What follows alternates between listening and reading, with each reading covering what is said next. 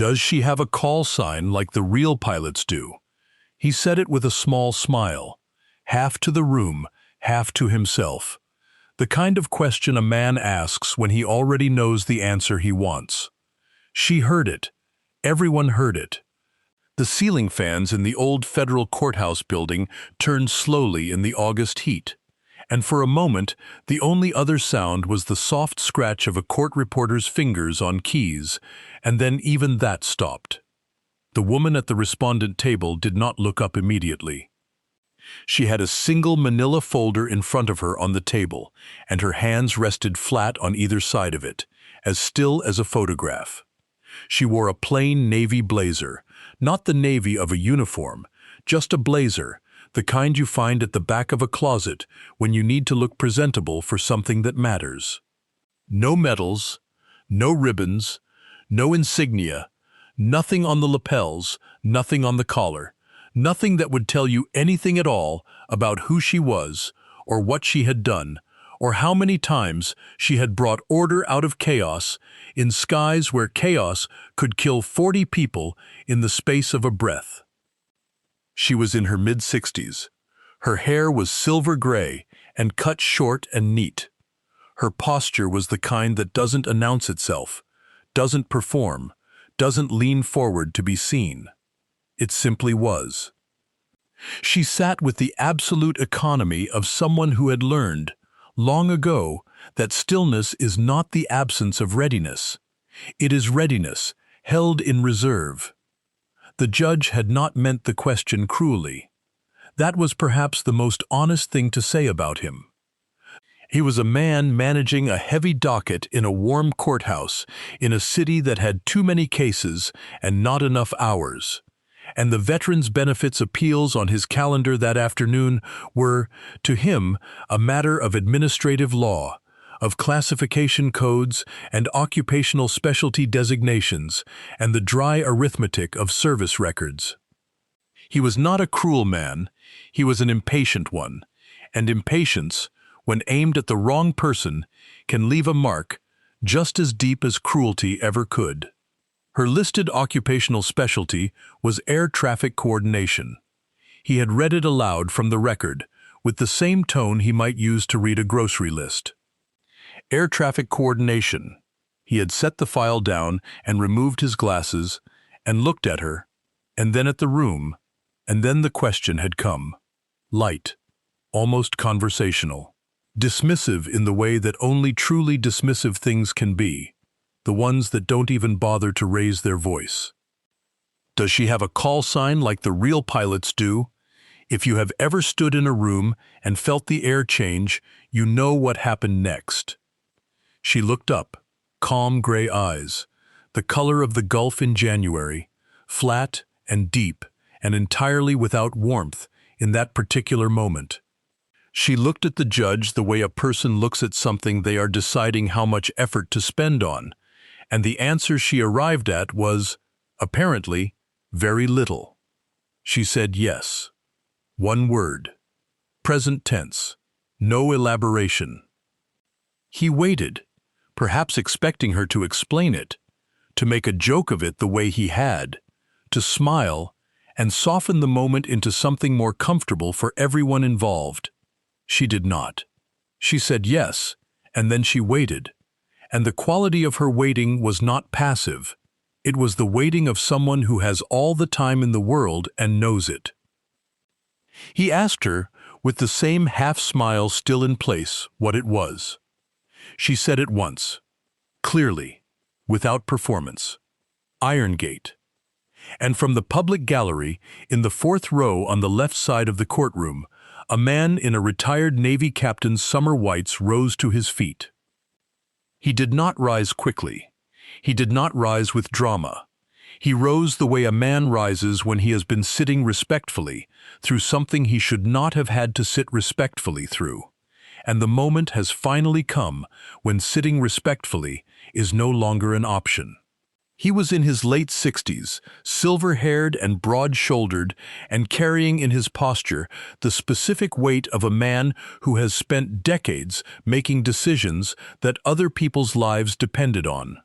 He was not a theatrical man, He was not a man given to gestures. He rose because the moment required it, and because some things, when you have been where he had been and seen what he had seen, you do not sit quietly for. The judge told him to sit down. He said it with the automatic authority of a man accustomed to being obeyed in his own courtroom. The captain remained standing. He asked the judge if he could approach the bench. His voice was level, not confrontational, not deferential. Level, the way a compass needle is level, pointing somewhere specific, and not interested in being redirected. The judge was quiet for a moment. He was reading the room, the way people in positions of authority learn to do. The room was not giving him what he expected. The room was giving him something else, something quieter, something he could not quite name yet, but that was beginning to register as significant. He said, briefly, that the captain could approach. The captain walked to the bench with a single manila envelope in his hand. Not a thick folder, not a box of evidence. A single envelope, sealed and official, with the kind of markings on it that certain envelopes from certain offices carry. He placed it on the bench in front of the judge. He did not explain what it was. He stepped back 2 paces and stood. The judge opened it. He read for a moment. Then he read for another moment. The room was very quiet now. The ceiling fans turned. A car passed outside on the street, and the sound of its passing was sharp and clear, the way sounds are when a room has gone entirely still. What the document said, what that single page from the Naval Air Systems Command said, in the precise and unembellished language of official commendation, was this: the individual designated by the operational call sign, Irongate, holds the record for the most complex simultaneous carrier approach sequences managed under active combat electronic warfare conditions in the Persian Gulf Theater of Operations. The record, set during a deployment that is not named in the commendation and would not be named in any document available to a civilian court, has not been equaled. The commendation notes, in its final paragraph, that the occupational specialty designation appearing in the individual's personnel record was assigned as a security classification measure and does not accurately reflect the nature of the individual's service, duties, or qualifications. It notes that this designation was deliberate. It notes that it was necessary. It notes that the individual requested that it remain in place. She had asked for the cover. She had spent decades letting a false designation follow her in official records, because the work she had done was the kind of work you do not put on a resume. You do not put it on a resume because you cannot. Because the operations it was attached to are still classified.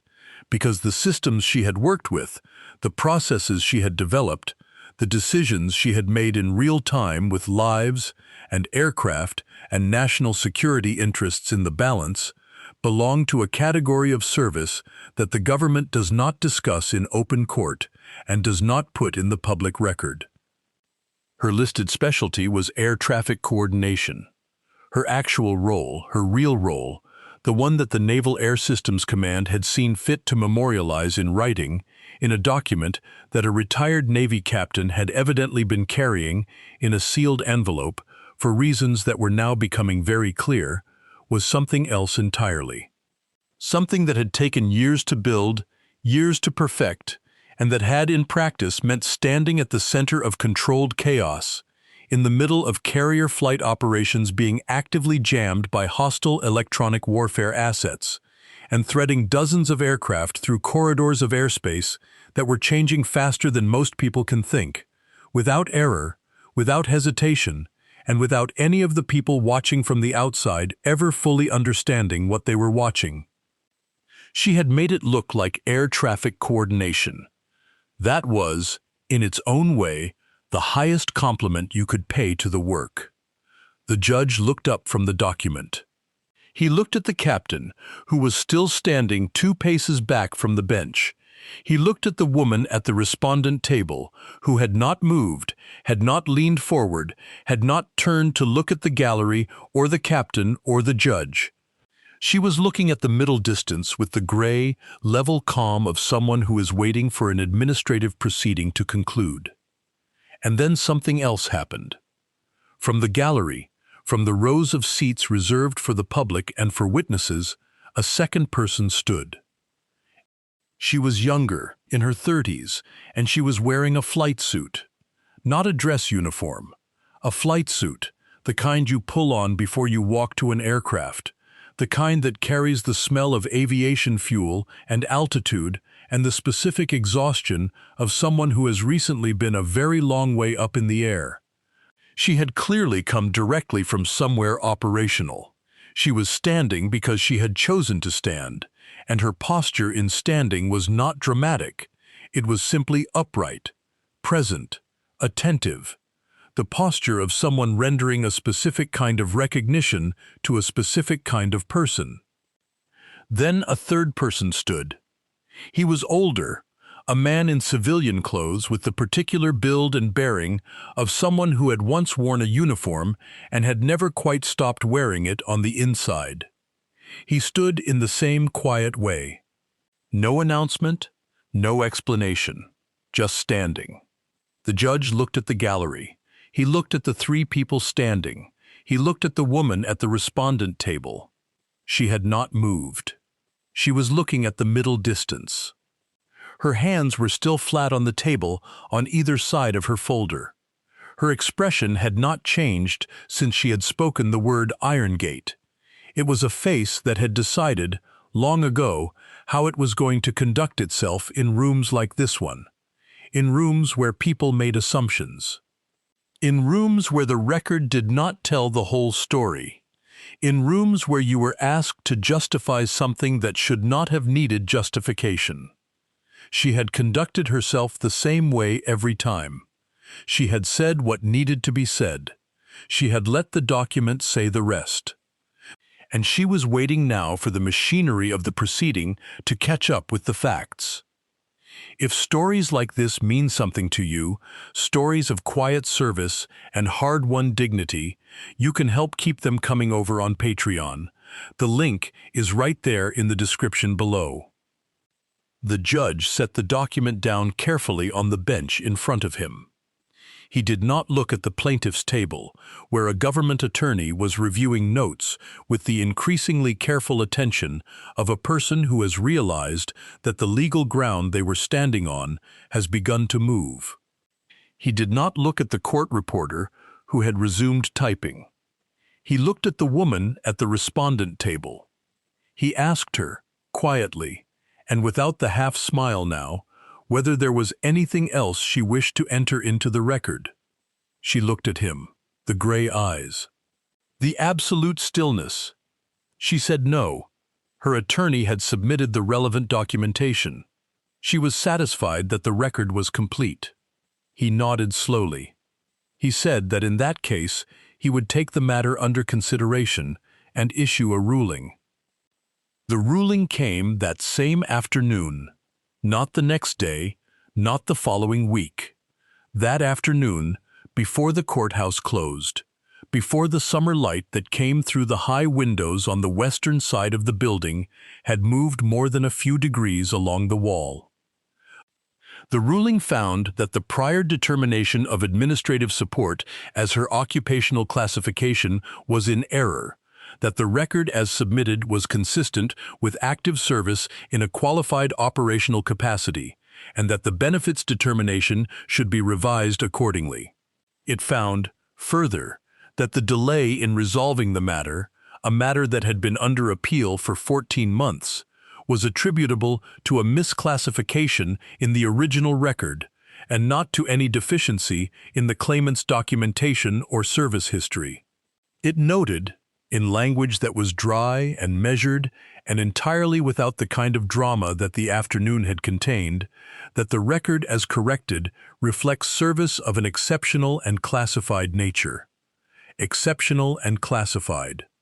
The attorney read those words aloud to her in a low voice as the judge signed the order. She nodded once. She closed her folder. She thanked her attorney in a normal voice, the voice of someone wrapping up a meeting, and she collected her folder and her purse, and she rose from the table with the same unhurried economy she had brought to every other movement of the afternoon. The captain in the gallery was watching her. The woman in the flight suit was watching her. The older man in the civilian clothes was watching her. She did not look at the gallery. She did not look at the government attorney's table, where the attorney was having a very quiet and very focused conversation with a colleague, the kind of conversation that happens when something has gone wrong in a way that will need to be explained to people above you in a chain of authority.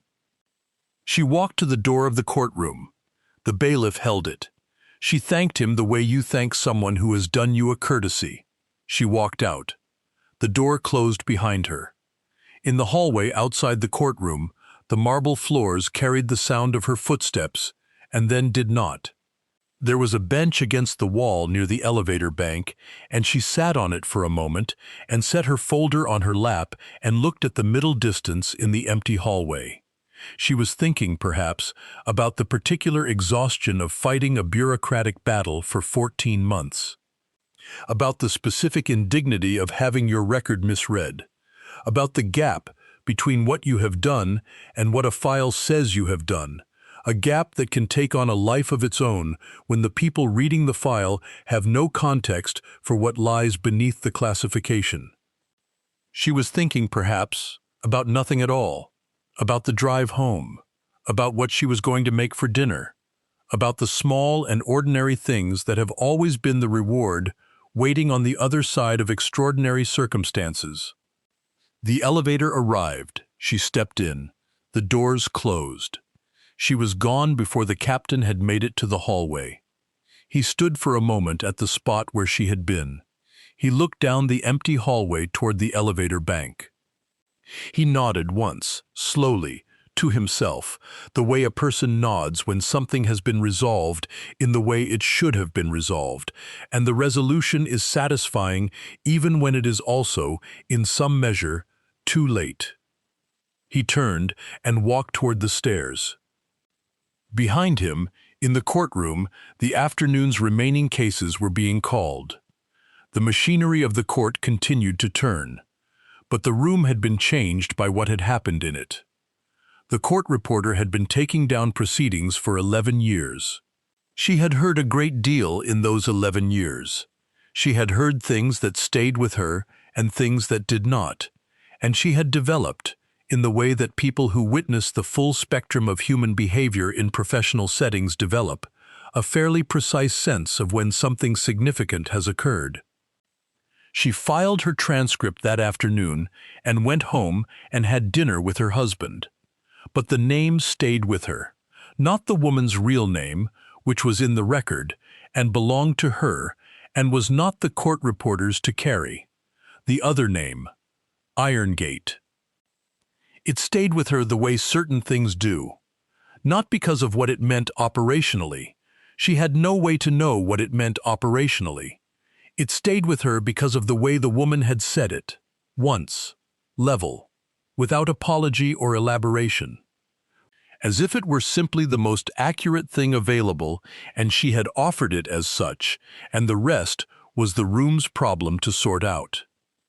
In the weeks that followed, the case became, in the way that certain cases in certain courthouses become, a point of reference, not publicly, not in any official capacity, in the hallways, in the break rooms, in the way that courthouse staff, who see everything and process a great deal of it in the informal currency of institutional memory, pass certain moments along.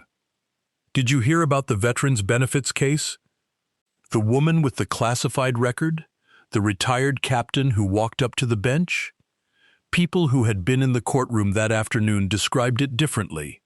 Some of them described the document that the captain had placed on the bench, the single page that had changed the temperature of the room.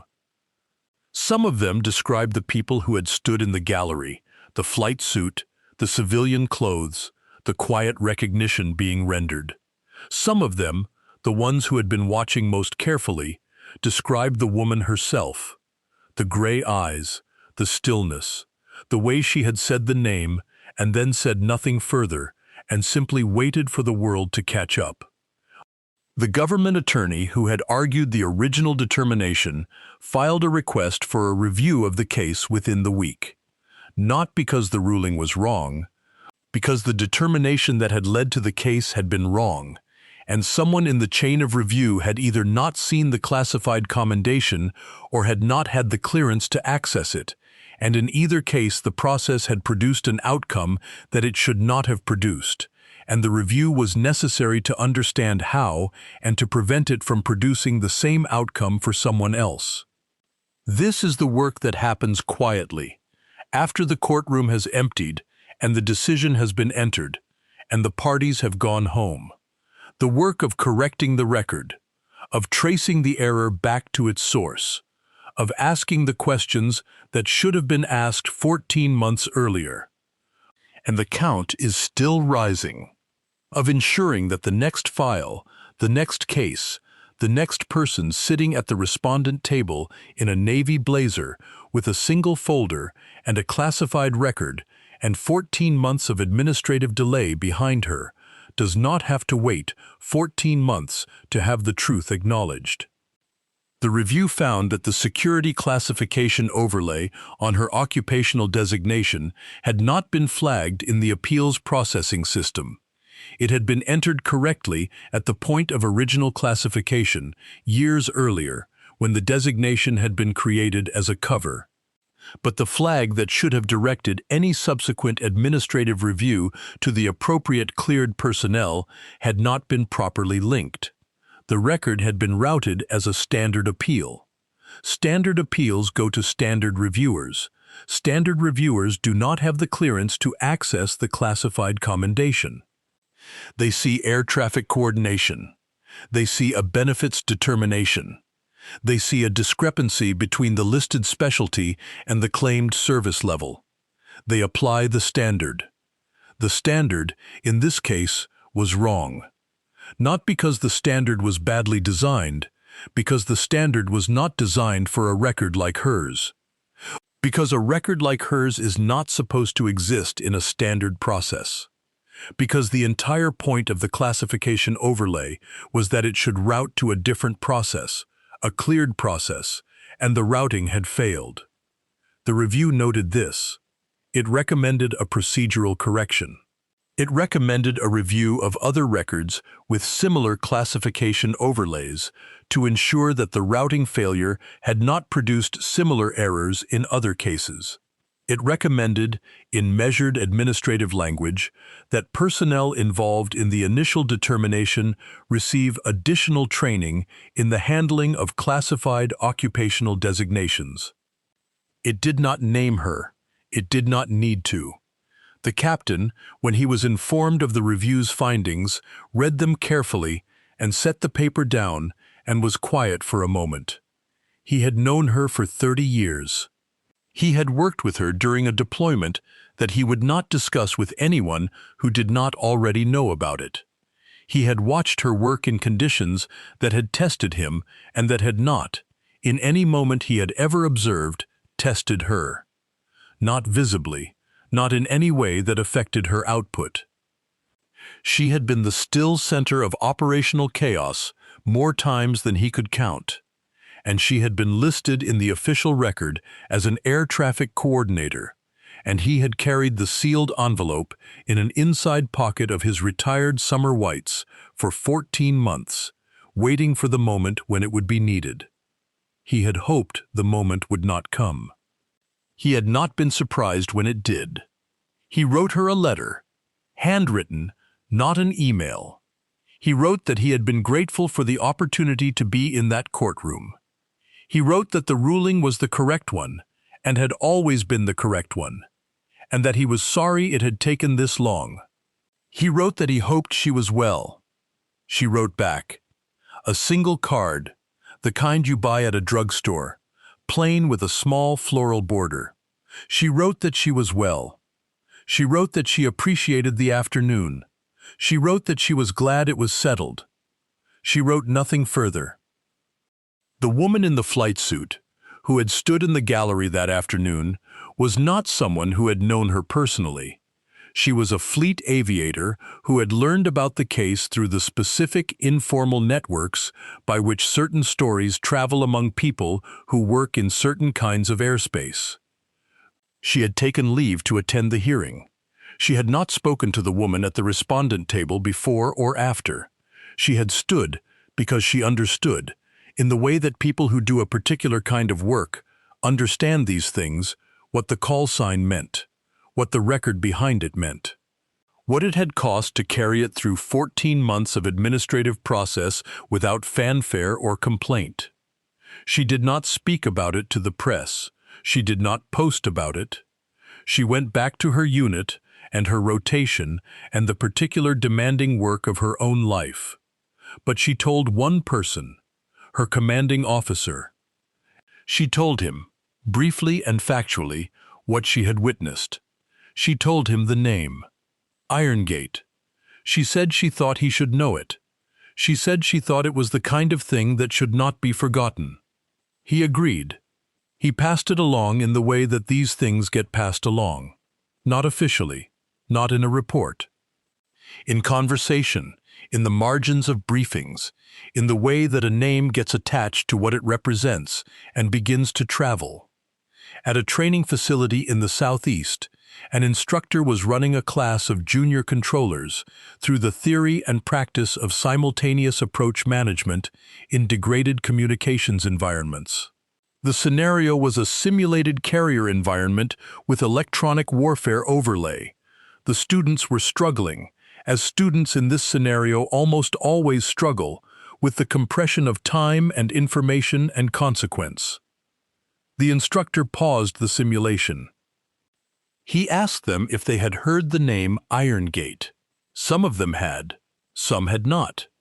He told them what he knew, which was not classified, which was the outline and the shape of it rather than the operational specifics.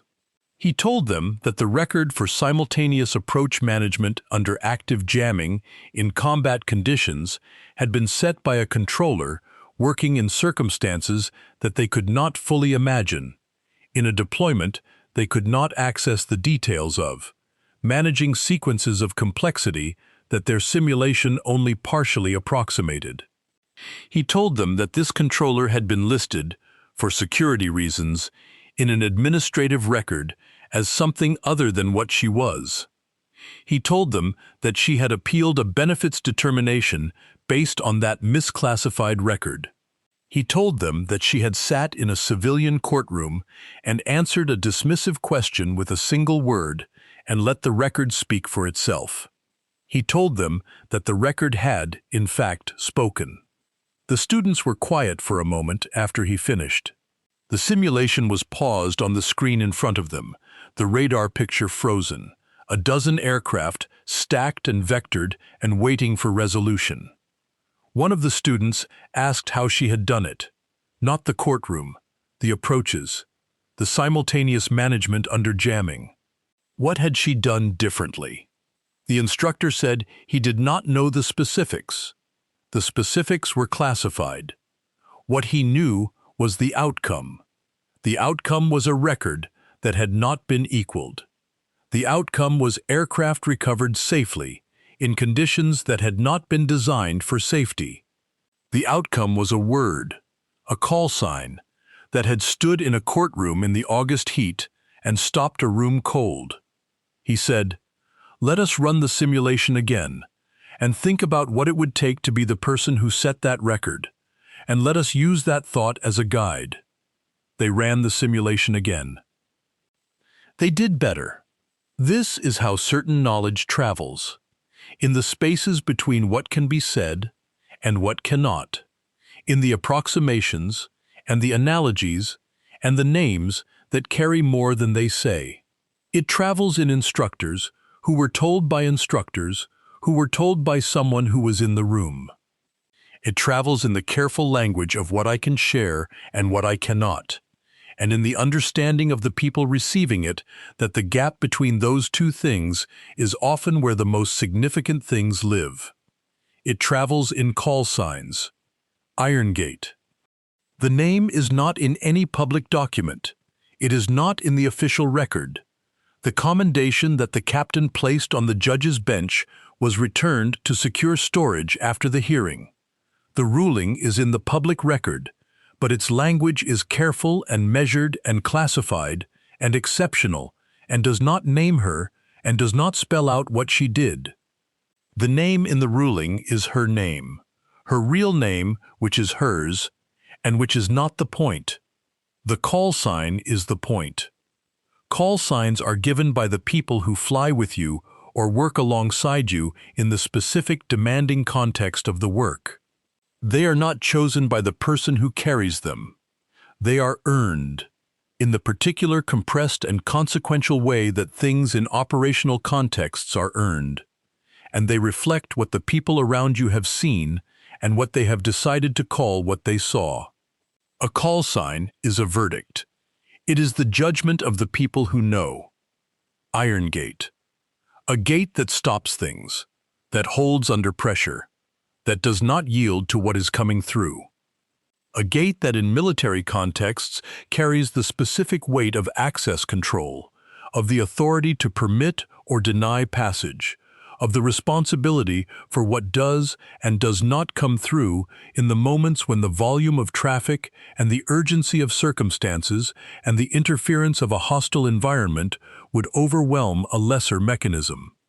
She had been the gate through which the aircraft passed, in conditions that were designed to close that gate, in conditions where the interference was not incidental but deliberate, generated by an adversary whose purpose was specifically to compromise the process she was managing, to degrade the communications and the radar and the coordination that stood between dozens of aircraft and catastrophe.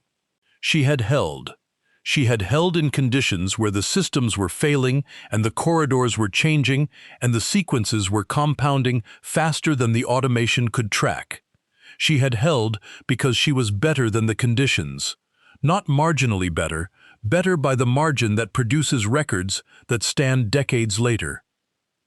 Better by the margin that prompts a Naval Air Systems Command commendation, with language that does not use superlatives lightly.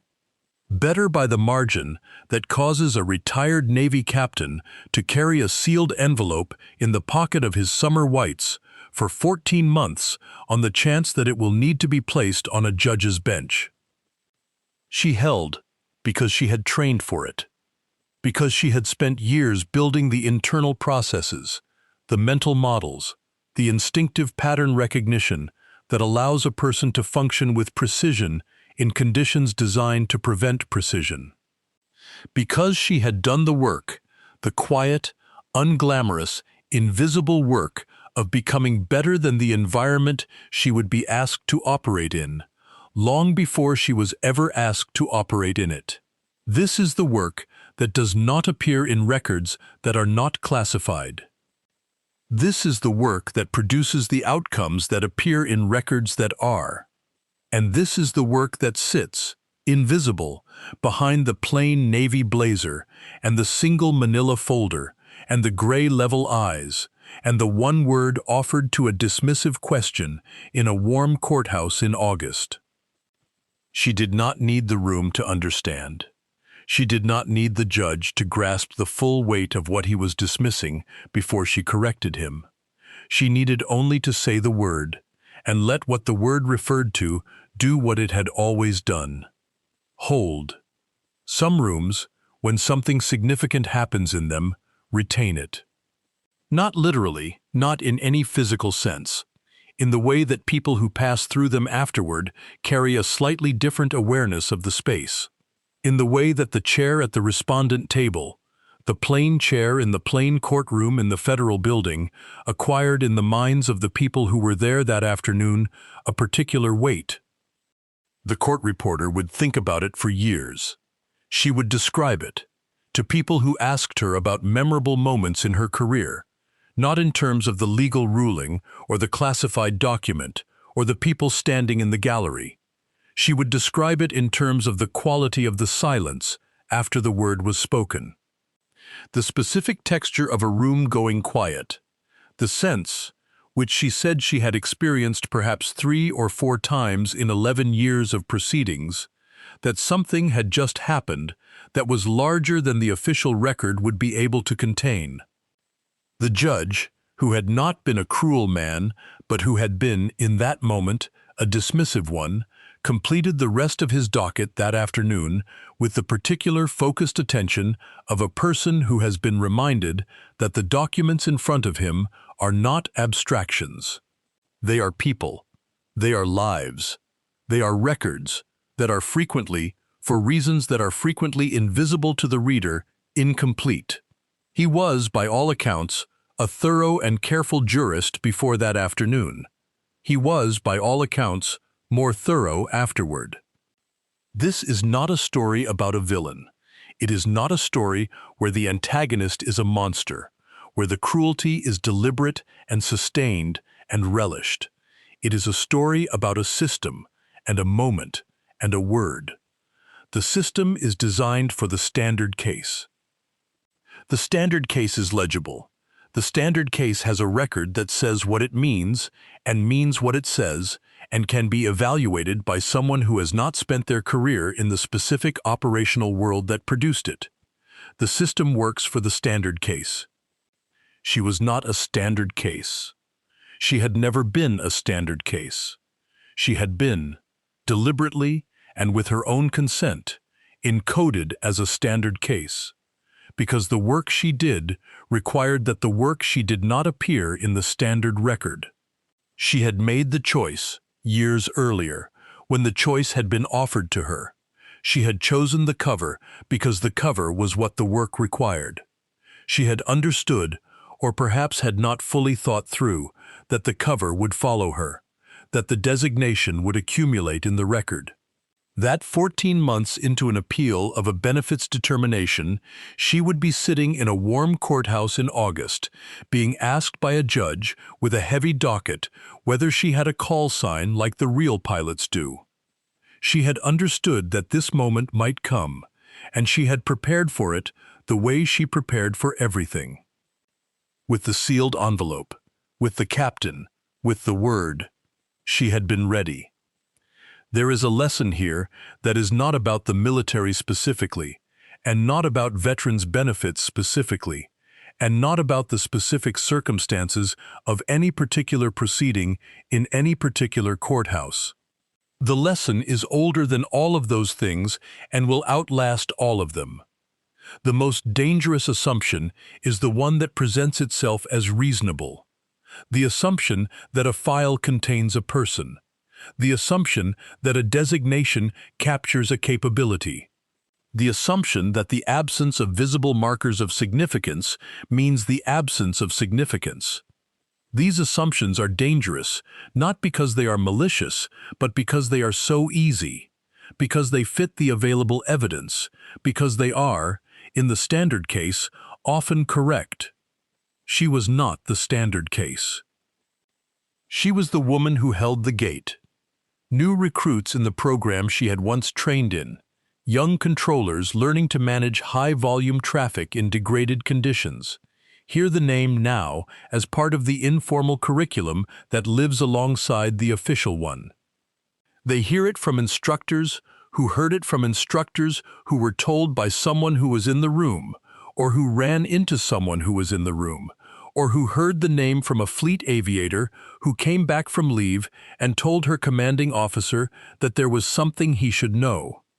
They hear the name, and they hear, in abbreviated form, the shape of what it refers to, the record, the conditions, the deployment that cannot be named, the approaches managed under jamming, the record that stands. And they hear, because the story travels with it, the afternoon in the courthouse, the plain blazer, the single folder, the dismissive question, the one word. They are told, by the instructors who tell it, that the word was enough. Not because it was impressive, not because it was dramatic, because it was accurate, because it pointed to something real, and the something real did the rest. This is the lesson they carry. You do not need to announce what you are. You do not need to perform it. You do not need to correct every assumption made by every person who looks at a partial record and draws a conclusion that the partial record supports. You need to be it. And when the moment comes, as it sometimes does, when the moment arrives, in whatever form it arrives, in a courtroom or a gymnasium or a briefing room or a corridor, when the assumption is made aloud and a response is required, you say the word that points to what you are. You say it once. You say it clearly. And you wait for the world to catch up. That is the standard. Not the one in the processing system, not the one in the benefits determination.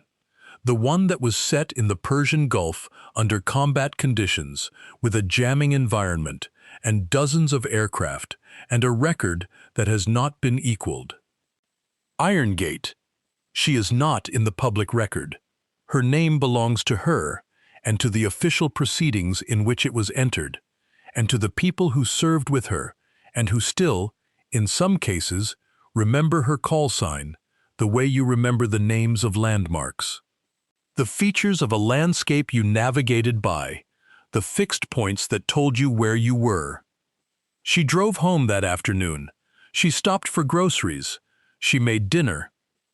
She sat in the quiet of the evening and let the long, strange, difficult day become the past, the way all days eventually do, the way the 14 months had passed, and the deployment before it had passed, and all the years before that had passed, each of them containing things that would not appear in the standard record, each of them adding to the weight and the depth and the quality of what she carried invisibly and entirely without performance. The folder was in her bag. The ruling was in the folder.